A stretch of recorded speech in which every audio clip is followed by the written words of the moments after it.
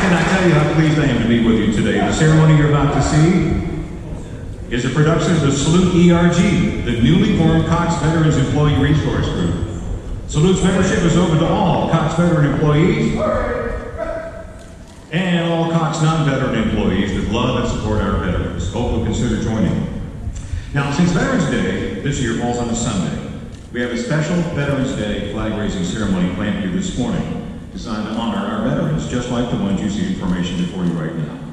And that formation of veterans consists of men and women who have served our country from all Cox business units, Cox Enterprises, Cox Communications, Cox Auto, Cox Media Group. And speaking of Cox Media Group, today we have a very talented singer who will perform the national anthem for you. Cox Media Group's Grammy-nominated recording artist, Monica Matthews, host of WSB Radio's Monica Matthews Show. You're going to love her voice. Now, as most of you know, we plan to hold this ceremony outdoors, like we have in the past, but inclement weather forced us to ad-lib, and our concern and safety for the comfort of our guests required that we relocate to this beautiful space. It might be a little cramped. We have to shift our heads a bit to take in everything, but I know you're going to have a wonderful time, and I know you're going to be inspired. Thunderstorms from the morning forecast, so if the weather turns even worse or nastier, we have to modify or scale down our ceremony, so please bear with us this morning. The Salute ERG would like to express its gratitude to the many individuals with Cox Corporate Services to help take an outdoor event that had been in the planning for months. They turned on a dime in the space of just a few days to make it an indoor event. That took a ton of hard work, ladies and gentlemen, and coordination from a great many dedicated Cox employees. Thank you very much.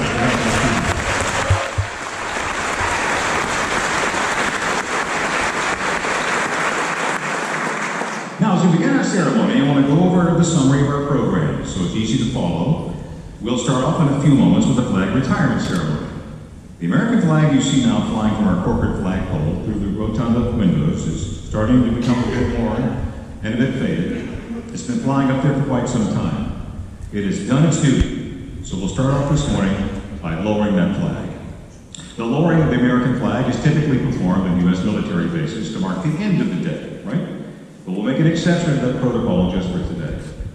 You'll see a flag detail of Cox Veteran employees lower that worn flag. And that detail will be led by Cox Communications employee and United States Navy veteran, DJ McCall.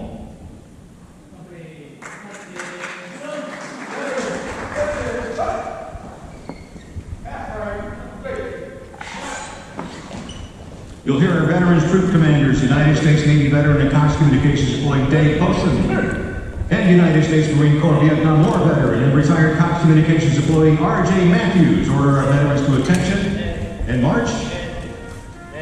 Then after a bugle call, the Troop Commanders will order the veterans to salute as the flag detail lowers that flag. Now once lowered, the flag will be handled properly and respectfully as it's folded into a triangle, symbolic of the triangle-shaped hats of America's Revolutionary War soldiers. You'll then see that flag brought inside the rotunda and handed over to a Boy Scout from Boy Scout Troop 143 from Johns Creek, Georgia. The Boy Scouts will properly dispose of that retired flag by burning it during a solemn flag retirement ceremony at a future Boy Scout camping event. That method of disposal, by the way, ceremoniously burning, is the only proper way to dispose of the American flag. So, if you do have a worn or a tattered American flag at home, please drop it off with your local Boy Scout troop or VFW so they can properly dispose of it for you. After the flag retirement ceremony is finished, we'll observe a moment of silence and then move into the raising of a new American flag. After the new flag goes up, our program will continue with the introduction of our World War II veteran guest of honor, and we'll hear from a few speakers. And as we lower the flag now, we are set to go. Veterans, present arms.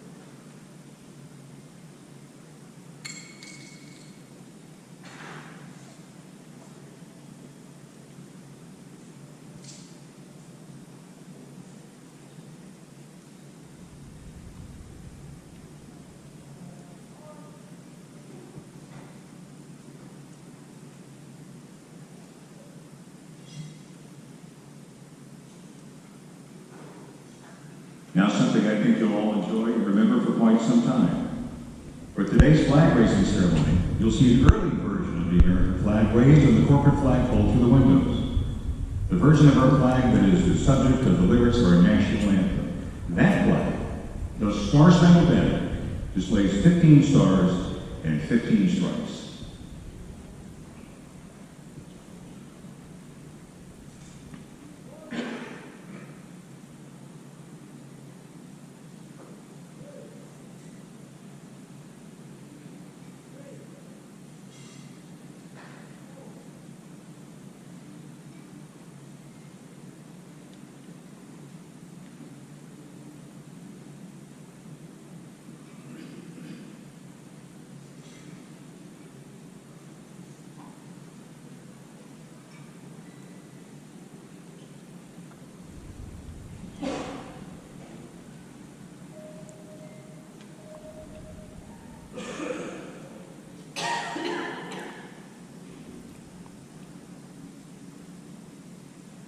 And as they prepared to raise the Star-Spangled Banner, Francis Scott Key had actual difficulty seeing Fort McHenry's American storm flag in the smoke.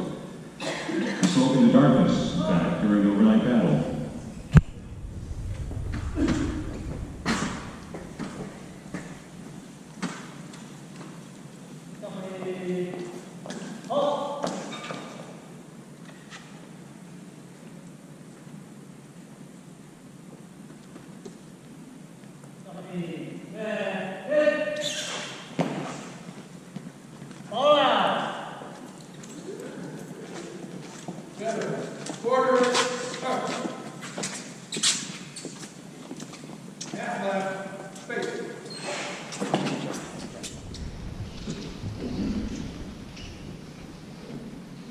Now, as we prepare for the Star-Spangled Banner to be raised, it is that 15-star, 15-stripe, Star-Spangled Banner that Francis Scott Key saw waving in the dawn's early light on the morning of September 14, 1814, as it flew defiantly over Fort McHenry during the Battle of Baltimore.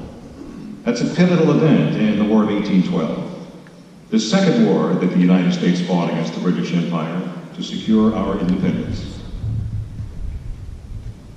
The sight of those 15 stars and 15 stripes inspired Francis Scott Key to write words that will one day become the lyrics of our national anthem. We'll hear Francis Scott Key's immortal words beautifully sung by Monica Matthews in just a moment, as Boy Scout Troop 143 raises a 15-star flag up our corporate flagpole. The North Springs Charter High School Army Junior ROTC will also bring forward a 50-star United States flag and post it here at the stage for the singing of the national anthem. The 15-star, 15-stripe Star-Spangled Banner will fly throughout the day from our corporate flagpole and be taken down later this evening and replaced with a brand new 50-star flag.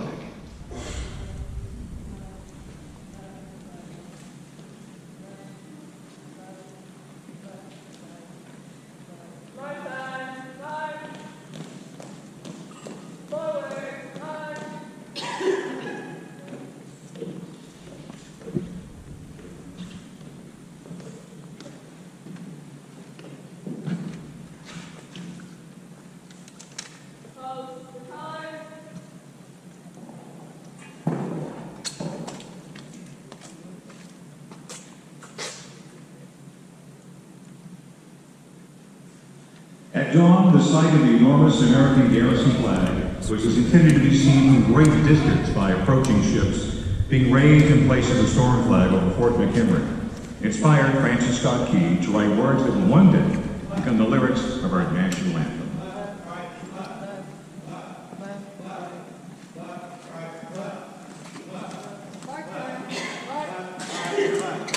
You might be surprised to know that little damage was actually inflicted by either side during the Battle of Fort McHenry. Why? The pure accuracy of long-range weapons used by both sides during that battle. Only one British ship was struck by an American cannonball during the battle, resulting in one wounded British sailor. The Americans suffered 24 soldiers wounded and 4 soldiers killed, including 1 African-American soldier killed. A female civilian resupplying the fort was also killed by British fire during that battle.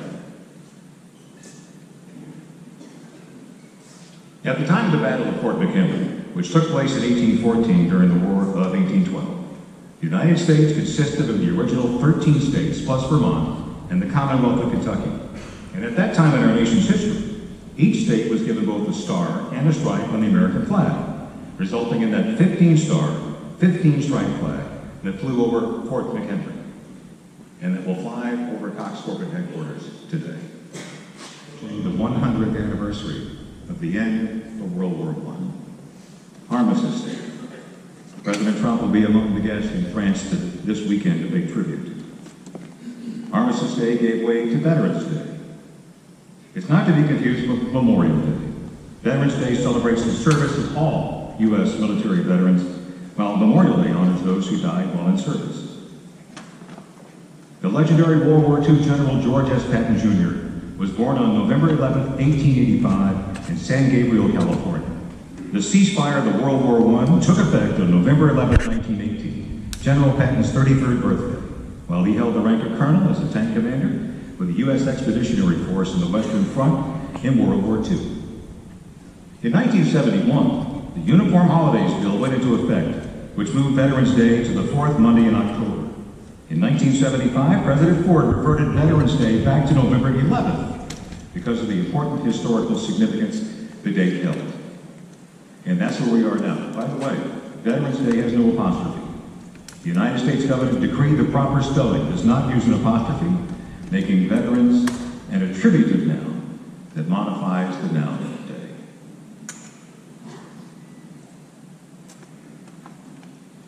day. In 1 minute, we will observe a moment of silence to commemorate the 100th anniversary of the cessation of hostilities, the ceasefire that ended the First World War, exactly 1 century ago this Sunday, November 11th, 1918. After 4 years of the most destructive war in history to that time, a ceasefire was agreed to by the warring nations of the First World War. The ceasefire commenced on the 11th hour of the 11th day of the 11th month, 1918, the moment that the guns of the war to end all wars fell silent. November 11th was designated Armistice Day, 1 year later in 1919.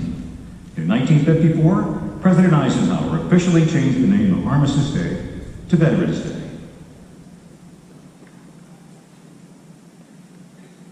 And now, as the guns fell silent 100 years ago, let us observe a moment of silence.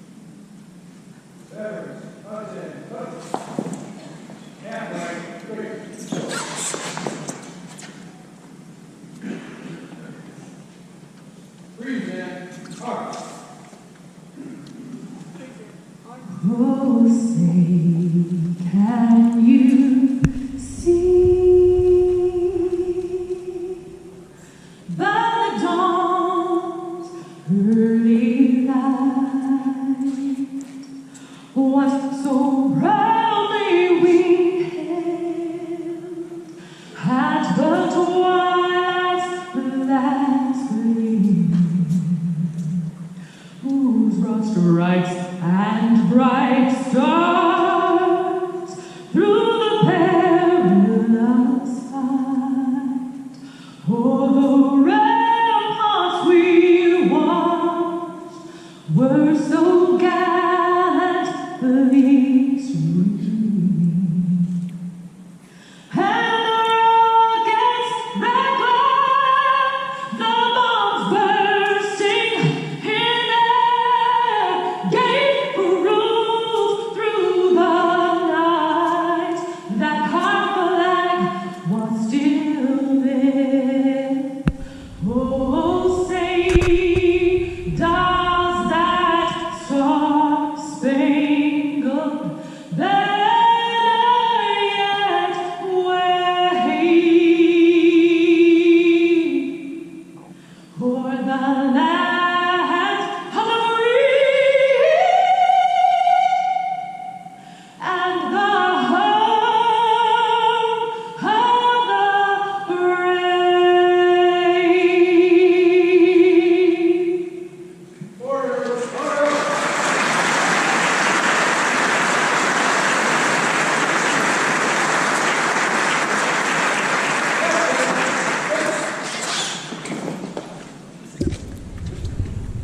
Gosh, that was beautiful. Monica Matthews, ladies and gentlemen.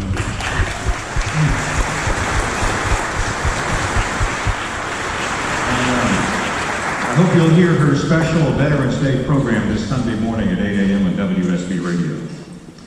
Now it's time to welcome some of our honored guests to our home here at Cox. The World War II veterans assembled here, invited as guests of honor by Cox Enterprise President and CEO Alex Taylor. My friends, my heroes, thank you for being here today. Wow.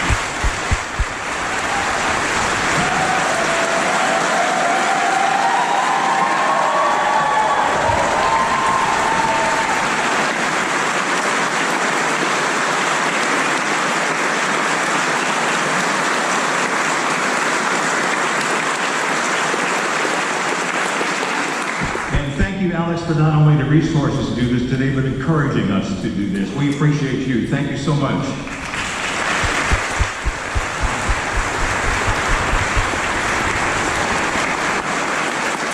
Cox is saluting the RG partner with a local history and veterans organization, the Atlanta World War II Roundtable, in inviting World War II veterans from our local community to today's ceremony. And I'm going to talk about this folks a lot today. As you can see, the response was just overwhelming. We're happy to have more than a few World War II veterans with us today. This may be one of the largest gathering of World War II veterans, I understand, of the year here in Metro Atlanta. We are so honored to have you with us today.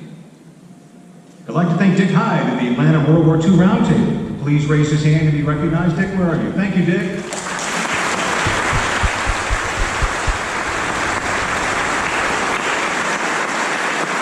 Thank you for partnering with us and getting these brave men here today, and thank you for serving the United States Army, sir. We appreciate you, honoring you for your service.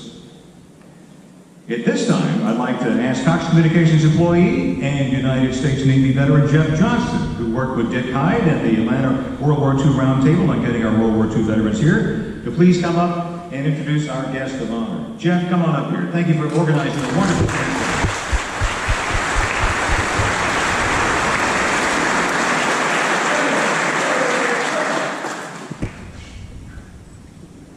Thank you, Scott. And that was beautiful, Monica. Thank you. Honored guests, colleagues, and fellow veterans, it is my distinct honor and privilege to welcome to our home here at Cox the following veterans from the Second World War. And gentlemen, would you please raise your hands when I announce your name using your World War II rank so that you may be recognized.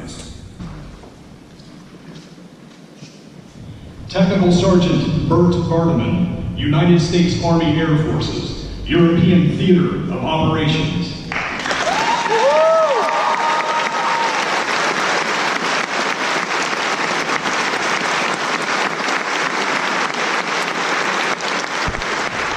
Tech Sergeant Vardaman, flew 31 combat missions over Nazi-occupied Europe as a flight radio operator on B-24 Liberator bombers. His bomb group was frequently escorted by the red-tailed P-51 Mustangs of the African-American Tuskegee Airmen.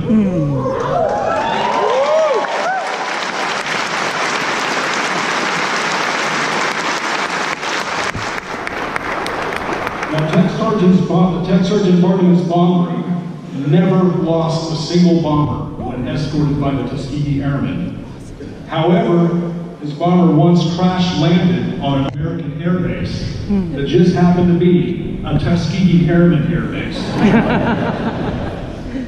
His citations and awards include 2 air medals, 2 outstanding service citations, and he is an honorary inductee into the Tuskegee Airmen.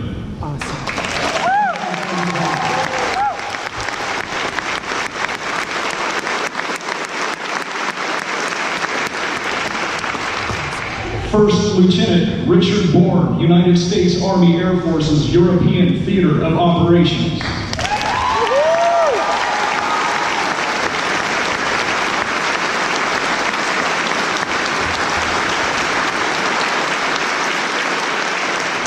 Lieutenant Bourne flew 23 combat missions with the 9th Air Force over Nazi Germany as a flight navigator on B-26 Marauder bombers.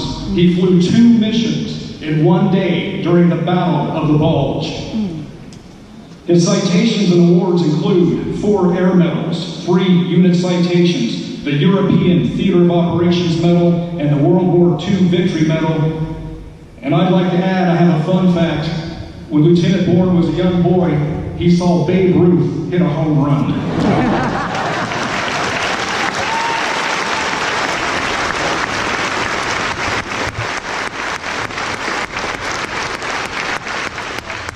Now, I think most of us have seen the movie Saving Private Ryan. And if you remember that horrific beach scene at the beginning, that was Omaha Beach on D-Day. Technician, 5th grade, Morton Waitsman, United States Army, European Theater of Operations.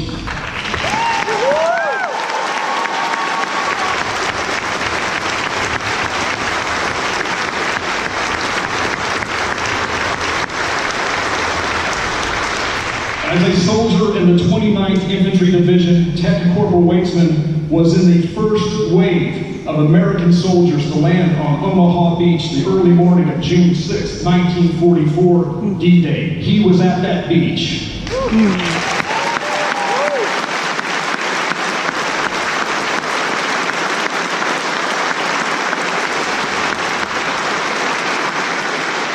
He fought through France, Holland, and into Germany. While in Germany, Tech Corporal Waitsman and his unit captured Dorf-Mittelbau, a sub-camp of the Buchenwald concentration camp, and he liberated several Nazi forced labor camps where Jews, Poles, Russians, and people considered undesirable by the Nazi regime were systematically worked to death. His citations and awards include the French Legion of Honor, the Purple Heart, and the Bronze Star. And Tech Corporal Waitsman happens to be the proud grandfather of Cox automotive employee Laney Sybil. Awesome. Where are you, Laney?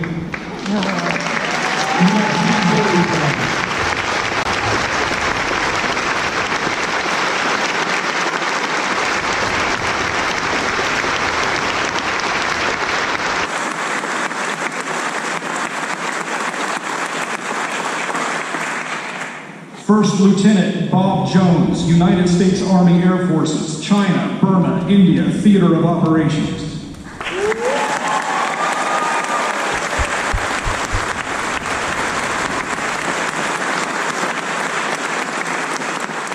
Lieutenant Jones piloted the C-47 transport plane with the 14th Air Force. He flew 540 combat hours during operations over China against the Empire of Japan. In August 1945, Lieutenant Jones witnessed the Japanese Imperial Army in China surrender to American and Chinese forces. After the war, he joined the U.S. Army Air Forces Reserve and was activated during the Korean War, in which he piloted the B-29 Superfortress for the Strategic Air Command. He retired from the United States Air Force in 1972 as a lieutenant colonel. His citations and awards include the Distinguished Flying Cross, the Air Medal with 1 oak leaf cluster, the Asiatic Pacific Service Medal, and the China Liberation Medal.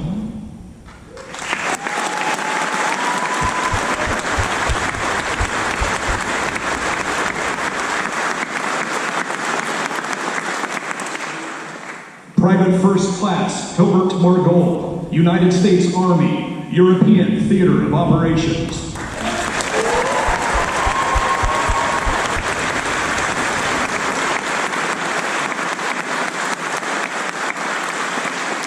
Private Margold's mother wrote to President Franklin D. Roosevelt requesting that her twin sons, Hilbert and Howard Margold, serve in the same unit. Her request was approved. Private Hilbert Margold and his twin brother Howard fought in the 42nd Rainbow Infantry Division through France and into the German Rhineland. They were among the first American soldiers to arrive at and liberate the Nazi death camp known as Dachau.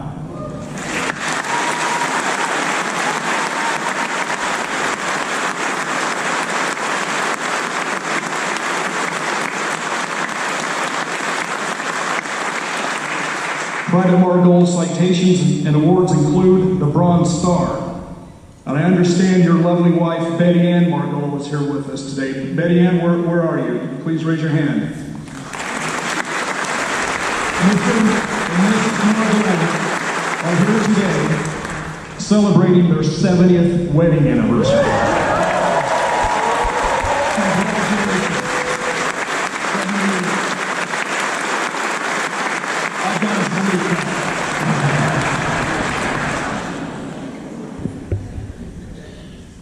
RJ, get your boys ready.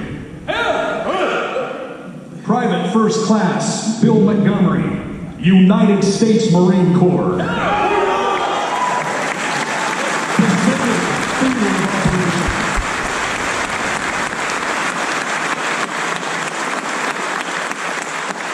Private Montgomery was in combat with the 5th Marine Division for the entire 37-day Battle of Iwo Jima.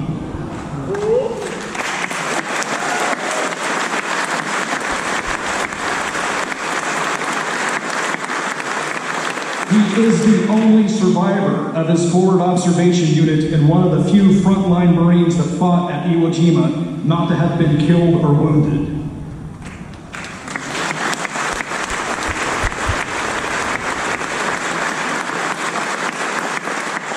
After the surrender of Japan in September 1945, he landed in Sasebo, Japan, and spent 9 months in Japan with the Allied occupation forces under the command of General Douglas MacArthur.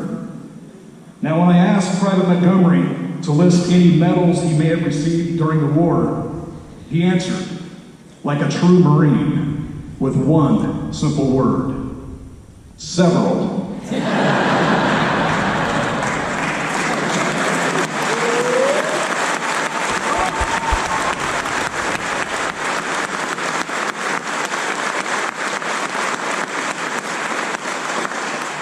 Corporal Cecil Etheridge, United States Army Air Forces, Pacific Theater of Operations.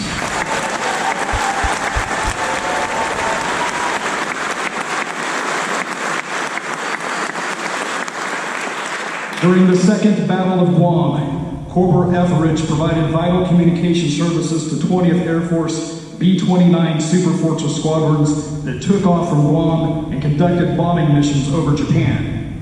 He frequently prayed at a chapel on Guam for the safe return of those American B-29 crews. After the war, Corporal Etheridge became an ordained Baptist minister. He also learned to fly, and he became a private pilot. He started the Whispering Pines Air Park in Conyers, Georgia. Now, when I asked Corporal Etheridge to list any medals he may have received, he proudly answered, like a true Baptist minister, with 4 simple words: the Good Conduct Medal.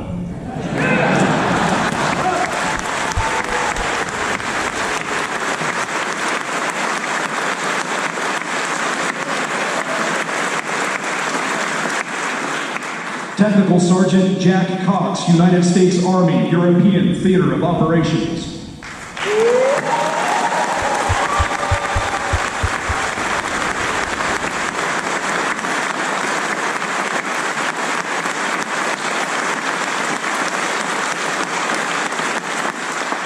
Tech Sergeant Cox fought in France, Austria, and Germany with the 36th Infantry Division, the ball cap he's wearing today. He and his unit engaged fanatical Nazi SS troops in close quarter combat in the French wilderness and fought at the Battle of the Bulge. He later served in the Korean War as a first lieutenant with the 434th Engineering Battalion in support of the 1st Marine Division. His citations and awards include 3 Bronze Stars, the Presidential Unit Citation, and the Combat Infantry Badge.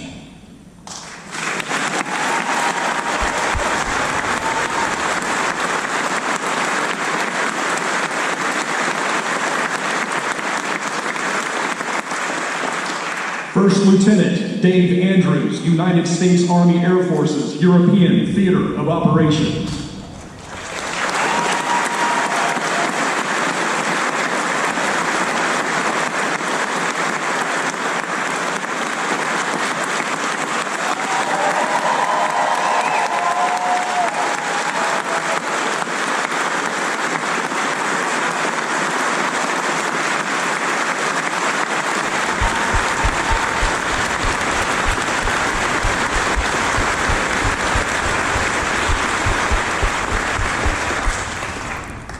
Lieutenant Andrews flew 65 combat missions with the 9th Air Force over Nazi-occupied Europe as a pilot of A-20 Havoc bombers. He and his bomb group wiped out thousands of German Panzer tanks on rail cars that were being rerouted from Calais to counterattack Allied forces landing in Normandy on D-Day.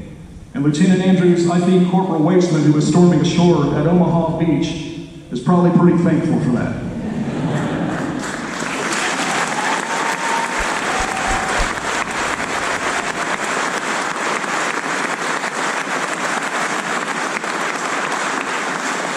His citations and awards include 13 Air Medals, the European Theater of Operations Medal, the World War II Victory Medal, the American Campaign Medal, and the Presidential Unit Citation.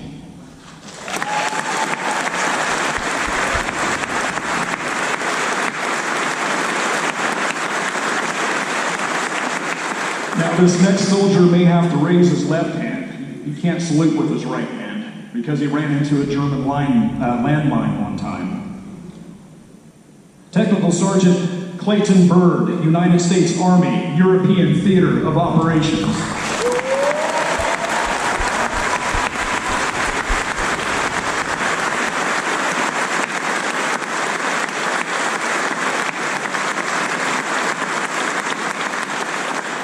During the Battle of the Bulge, Sergeant Bird's 94th Infantry Division was assigned to General George S. Patton's 3rd Army. Sergeant Bird's 23-member unit was trapped behind German lines for 7 days during the Battle of the Bulge. They had virtually no chance of survival. They had discovered that as American soldiers surrendered to the Germans in that area, those soldiers were being tied up to trees and shot for target practice. So Sergeant Bird and his unit decided that they would fight to the last man. They made their way back to American lines with the loss of 1 man while taking out 150 enemy soldiers.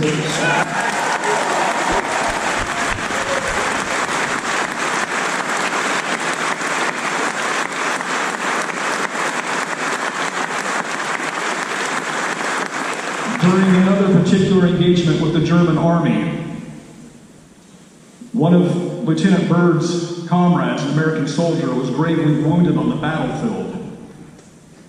And Lieutenant Bird wanted to take him back to a medical aid station, and he was ordered not to by a superior officer. He did it anyway. He carried the guy for 1 mile off the battlefield to the medical aid station, saving his life, and then he promptly returned to battle.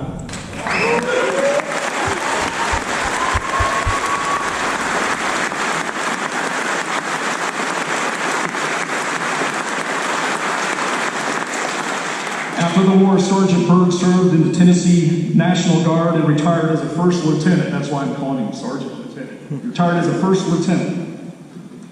His citations and awards include the Silver Star, the French Legion of Honor, the Purple Heart, the Bronze Star, the Prisoner of War Medal, and the European Theater of Operations Medal with 3 battle stars.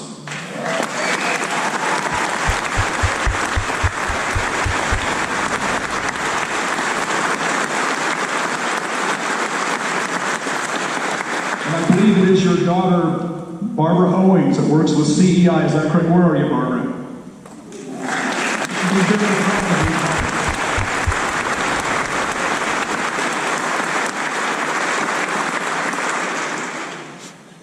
Seaman, First Class Purdy B. McLeod, Jr., United States Navy.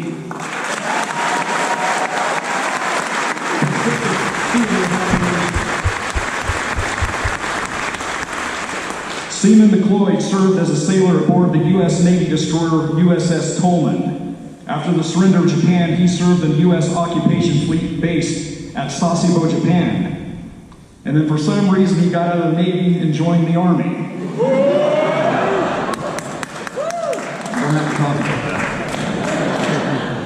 He joined the United States Army and fought with the 25th Infantry Division during the Korean War.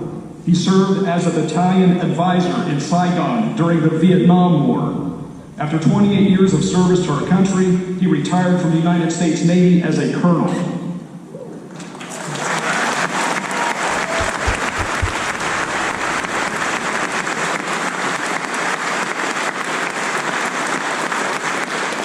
His citations and medals include the Combat Infantryman's Badge, the Silver Star, the Legion of Merit, the Bronze Star, 2 Purple Hearts, the Joint Service Commendation Medal, the Meritorious Service Medal, and 3 Army Commendation Medals, and he also served with General Colin Powell.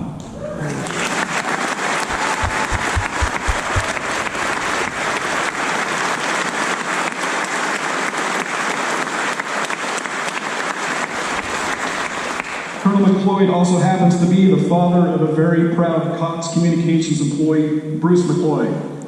Where are you, Bruce?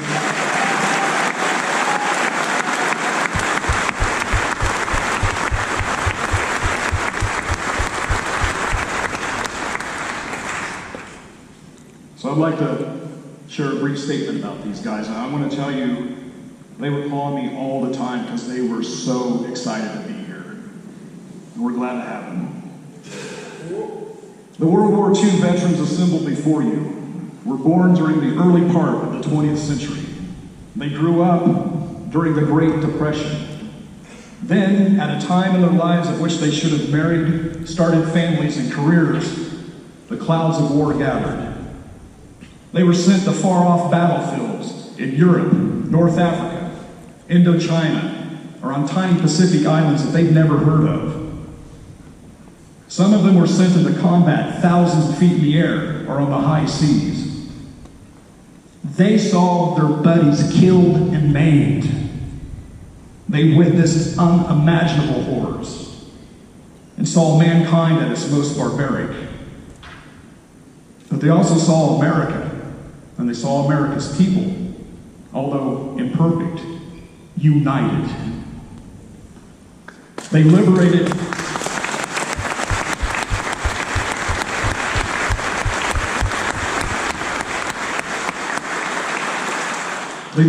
millions, freed continents, and vanquished the evil of Imperial Japan, Fascist Italy, and National Socialist Germany, and helped turn those former enemy countries into peaceful allies of today.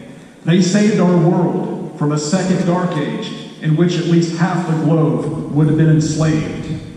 As British Prime Minister Winston Churchill said in June of 1940, the new world, with all its power and might, stepped forth to the rescue and liberation of the old.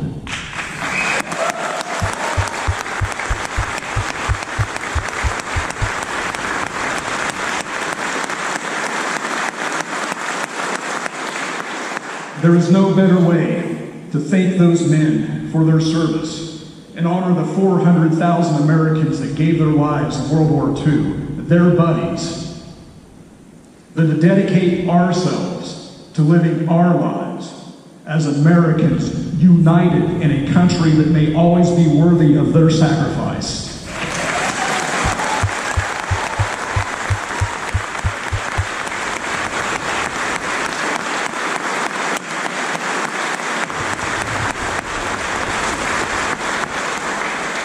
And I would like to end by saying to my fellow veterans here at Cox, remember this day, for you stand in a formation of heroes. Thank you.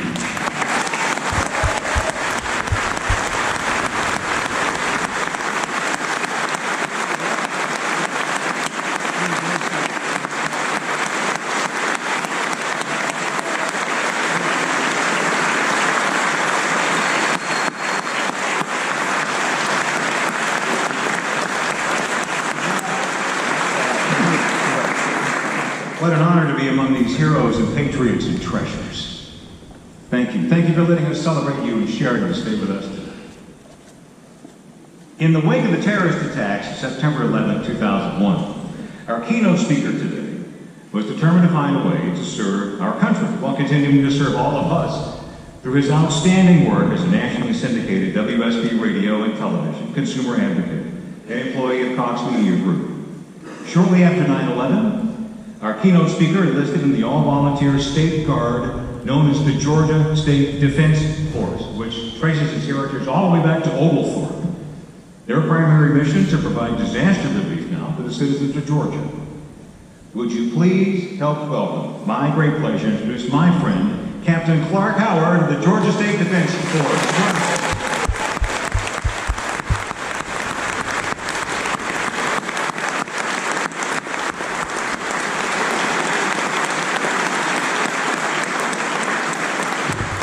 Good morning, especially those of you in the cheap seats. It is such an honor to be in your presence today.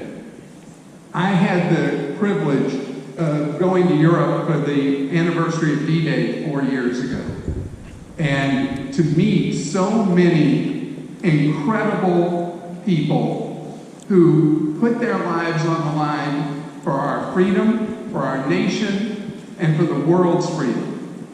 My father, who's long deceased, served in the Asian sector in an island in the Philippines during World War II in the Army Air Corps. I was privileged to have two uncles who served in World War II.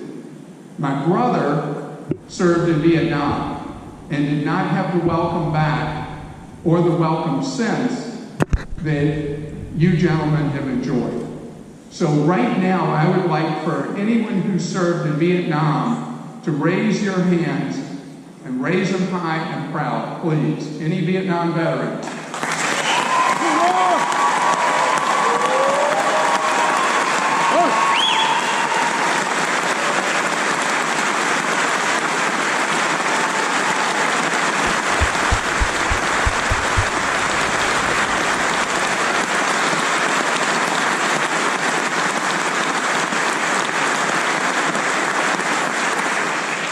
I am so grateful to the men and women of today's all-volunteer military who have served in foreign wars that have gone on and on and on in Iraq and Afghanistan. And I want to know if we have anyone here who has served since in Iraq or Afghanistan. Raise your hands high.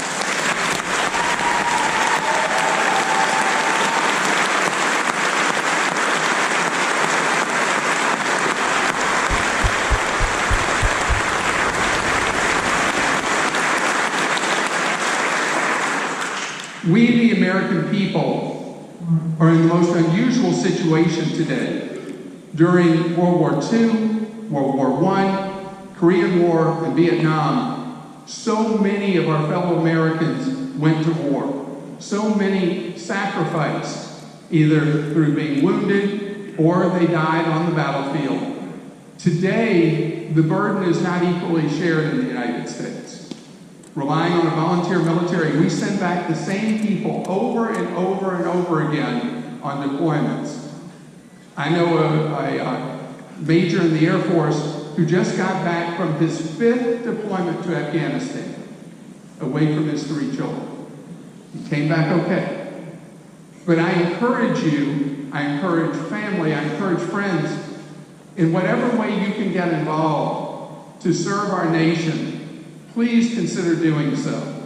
If you'd like to join me in the State Guard, our website is gsdf.us, and we'd love to have you. But in whatever way you can serve, please serve your country. And this weekend, don't make it the only time that you see a veteran or see somebody in uniform and thank them for their service. Make it part of what you do to express that gratitude whenever you can. And one other thing. You heard today the stories of these brave men called into action by a country where, as you heard, darkness was descending on the earth. And you were part of the solution fighting back against that darkness. But your stories, your individual stories. So when you talk to somebody who is a veteran or is currently a soldier, please, or sailor, or airman, anyway, or Marine, anyway, when you never want to get in trouble with the other branches. When you talk to them, please go one other step and ask them how they serve or how they serve, more than just saying thank you. So I appreciate all of you being here today, because by your presence, you are showing your appreciation, your gratitude for what these brave men and women do in our U.S. military and what all of you did for us to save the world in World War II. Thank you very much. Happy Veterans Day to all of you.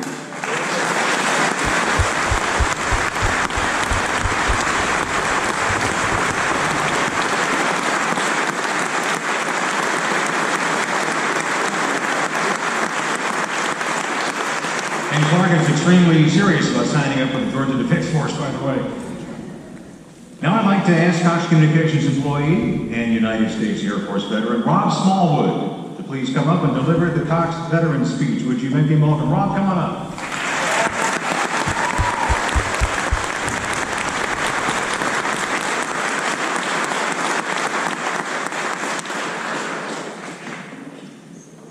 Wow.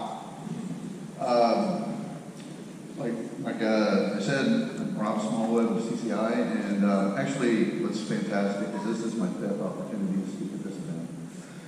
And man, have we come a long way. It was just a few years ago that Tom, RJ, and a few other folks were standing in the bushes at the base of the flagpole on the other side, and we were watching the flag go up. So thank you for that. This is phenomenal and a little overwhelming. You could have told me who I was following. Thanks, guys. So first of all, I would like to thank everyone here today who's been able to participate. We have representation from Cox Enterprises, Automotive, Media, and Cox Communications. It is truly phenomenal how this has all come together. With that said, it humbles me as I've seen this ceremony grow year over year. And thank you for allowing me to talk to you again. It's wonderful to have an honor like this, and more importantly, it's wonderful to be part of an organization that supports its veterans. So thank you for that.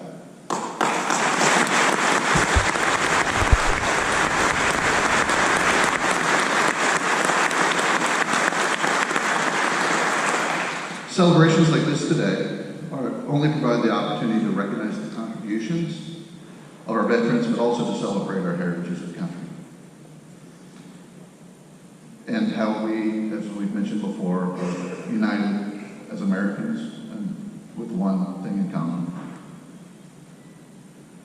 They also give us the opportunity to recognize and celebrate the partnership Cox has formed with its veterans, supporting those who have served proudly. And in order to strengthen that partnership, I'm thrilled to say that this is the first iteration of this event that's been associated with the newly formed Salute ERG. And you may ask, why Salute? And partly because it's a lot shorter and simpler than Veterans ERG. Rolls off the tongue a little more. So why did we choose Salute? In last year's ceremony, we used the central theme of our words to represent the words veterans identify with them closely. Those words carry deeper meaning for the veterans as they represent our heritage, ideals, inspirations, and serve as reminders of times of good and bad. Common ideals like duty, honor, country inspire us all. We're bound together with mottos like Semper Fi, Rangers lead the way, that others may live anywhere, anytime. Army strong. I knew there would be one. And lastly, fly, fight, and win. We share common acronyms of vernacular like PT, KP, let's head on down to the PX, and TDY. And there's always good-natured rivalry between the services, with terms of endearment such as jarheads, squids, grunts, ground pounders, coasties,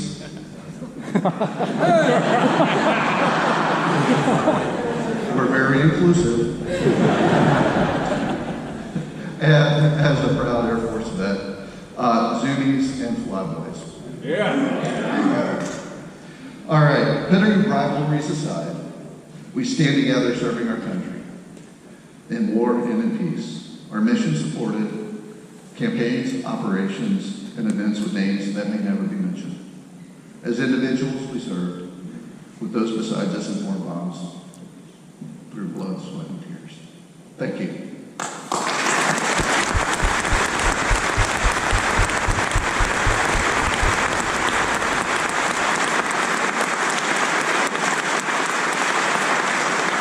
For our guests, you served us proudly and earned, in some areas, the term the greatest generation, which I think is well deserved.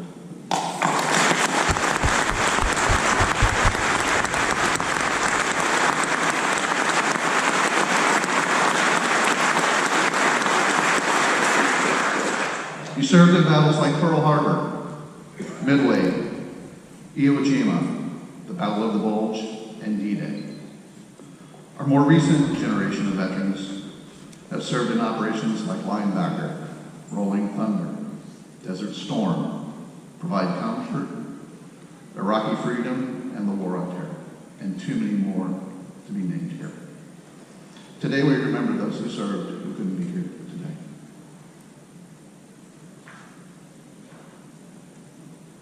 So back to the question. Why did we choose salute as the name of the Cox Veterans Eulogy? While all branches of the military have their own traditions, there's one in common, and that is the salute. It symbolizes everything mentioned here today and more, rolled into a simple action in a single moment with no need for words. The origin of the salute goes back to the days of the Knights of Honor, where the knights would use their right hand to raise their visor, respectfully exposing themselves to honor their opponent or greet an ally. Today, a salute represents the mutual sign of respect between those who pledged an oath to serve and protect our country, and a recognition of those things we hold dear. Sometimes, a simple action can have profound implication and meaning. We should all take time to think about that. So who and what do we salute? We salute among us our honored guests as a symbol of greeting and respect. We salute our leaders as recognition of their appointed positions. We salute those receiving citations, contributions for valor. We salute Medal of Honor recipients for their bravery in combat. And most importantly, we salute the flag, the symbol of individual rights and freedom, and woven together with a fabric of unity that makes us strong as a country. Today, Cox Veterans would also like to salute those who support us. So, if you're a family member of a veteran, please raise your hand. If you are a volunteer who helped at this event, please raise your hand. Lastly, if you are a Cox leader, a member of the Salute ERG or Plan to be, Please raise your hand.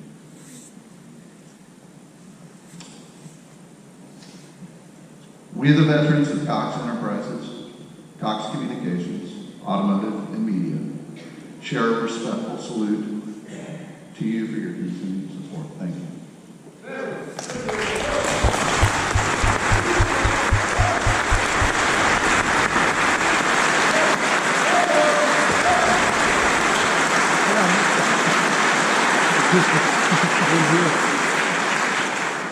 So with that, my comments are finished.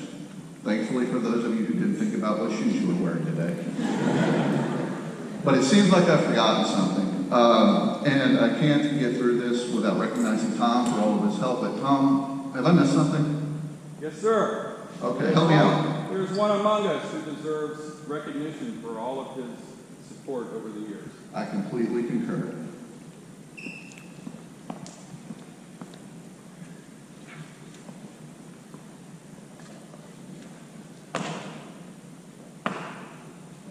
R.J. Matthews, United States Marine Corps, retired.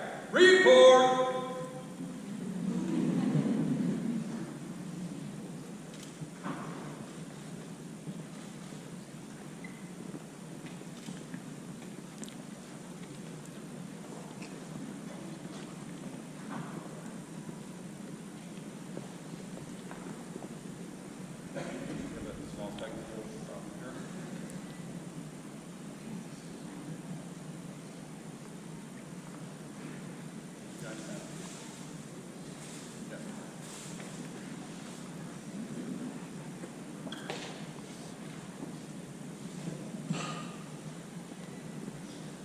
Ladies and gentlemen, what you're seeing now, the United States flag presented today on behalf of Cox Veterans to Captain R.J. Matthews, United States Marine Corps retired and retired Cox Communications employee and Vietnam War veteran.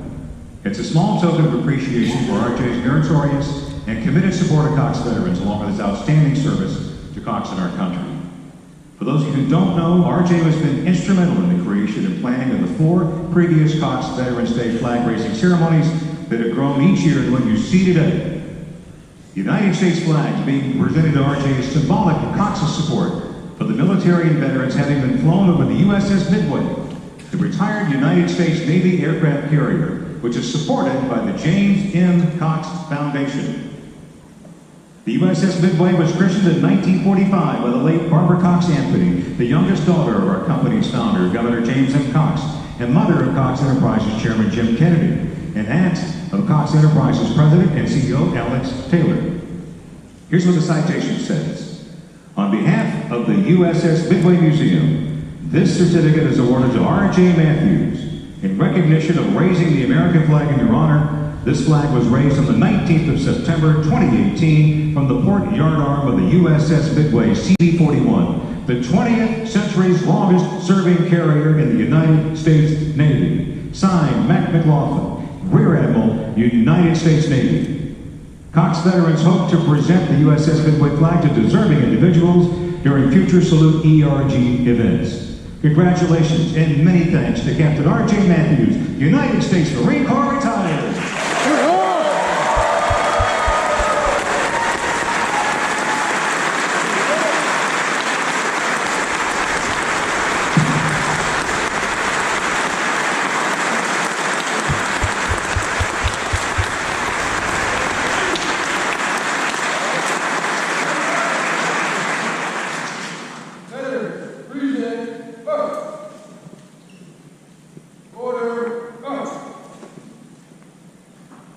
Congratulations, Captain Matthews.